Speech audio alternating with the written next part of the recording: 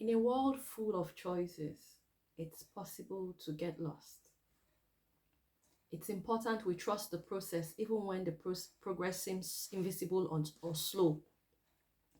That's because James Clear reminds us that new goals don't deliver new results, but new lifestyles do. My name is Nkonyo Dozie, and I would like to continue on the series of choices today.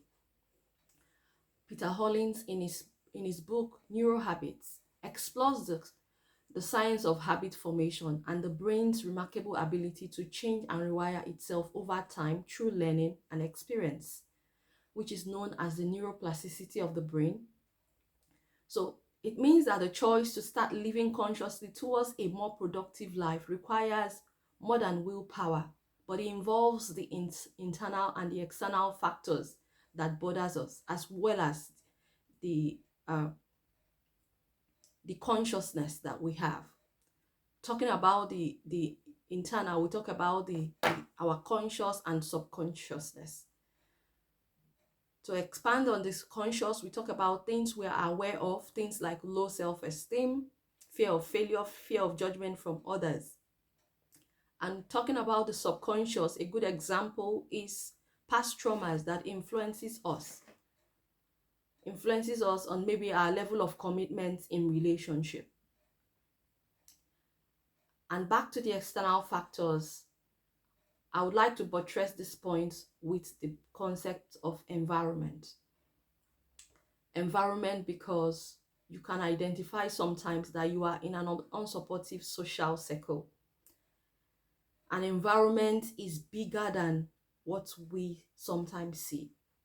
I hear when Diologue say it again and again that environment is bigger than what we think, because no matter how hot a man is, put him in a fridge or a freezer, he becomes cold. So where do we find ourselves? What circles do we find ourselves in? Who are those in our circles? Are they helping us to consciously decide to choose, or they are taking us out of our call to purpose, or even getting closer to God day by day? A good example is the story of the paralytic man in Mark chapter 2. The story reminds us of how 4 men, they brought in their friend on a bed. They took off the roof. And the chapter opens up with Jesus saying he saw their faith.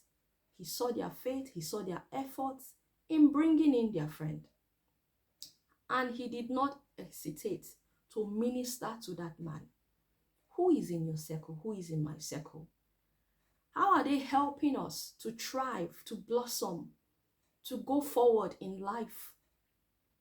Sometimes our circles, they are circles of retrogression, not circles of progress. They are circles of, circles that gives us reason to pull away from God, not rather than coming closer to him.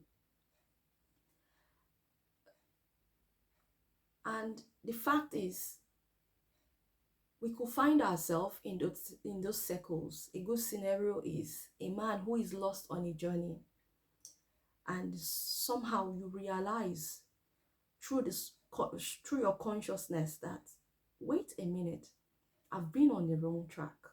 Maybe you're trying to find a particular address.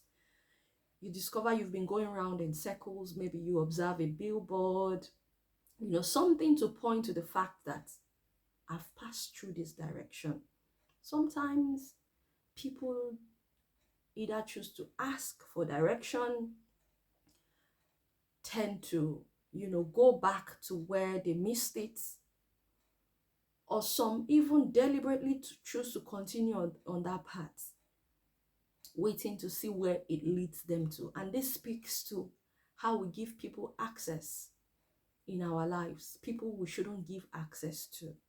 How we make choices that we discover that this choice doesn't glorify God. This choice isn't going to help me. This choice doesn't encourage me, to be a blessing to someone, or this choice doesn't support my faith. But we find out that we continue. on that path. We continue in those relationships. We continue with those circles. We continue to do those things that many a times at the end we do not recover from the impact it has on our lives. We find ourselves making choices that we are not so proud of, choices that pulls us back. But this calls for a moment of reflection, what the Bible calls Selah. Reflect, pause. In the choices you make, choice on who to be with or who not to be with. You have an opportunity to make it right. You have an opportunity to retrace your steps. You have an opportunity to go back, to embrace your maker. Remember, we are all on a race, and the goal of that race is to finish well and to finish strong. So it's important we ask our maker, the God of the whole earth, for directions. It's important we go back to him when we miss it. He's waiting, he's willing and ready to accept, to give us that direction that we have lost. What is your story? No matter how far you have gone, the Father awaits your return. Thank you.